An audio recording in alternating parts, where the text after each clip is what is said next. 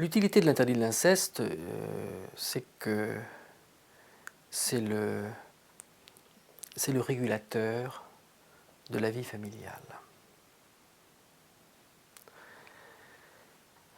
Enfin, on en parle en termes d'utilité. C'est le régulateur au sens où c'est ce qui permet aux adultes tout à la fois donc, de tempérer leur vie pulsionnelle, c'est-à-dire de transformer leur sexualité en tendresse, de transformer leur violence en fermeté éducative, mais c'est aussi ce qui permet de faire jouer les identifications. Parce que l'interdit de l'inceste, qu'est-ce qu'il dit?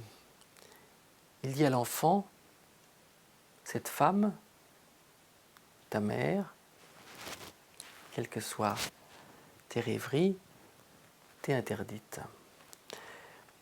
Cela lui permet de rêver, pouvoir combler la mer et éventuellement lui faire des enfants dans sa rêverie imaginaire.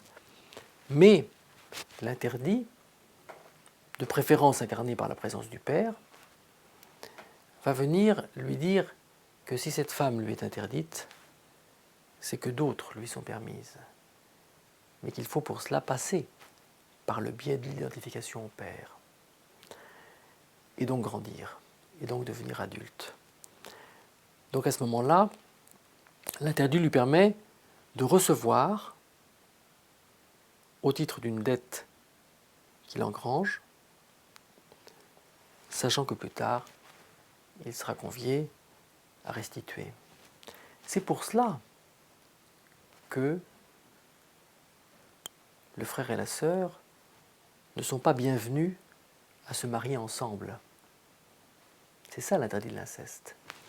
Pourquoi? Parce qu'ils sont dépositaires de la même dette à l'égard des mêmes parents.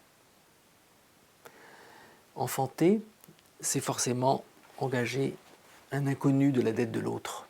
Et c'est mélanger les relations de dette de façon à pouvoir, je dirais, créer à ce moment-là une nouvelle dynamique familiale. C'est pour cela que le frère et la sœur ne peuvent pas devenir les parents, car à ce moment-là, je dirais, il n'y aurait pas cette ouverture ouvrant à la restitution de la dette.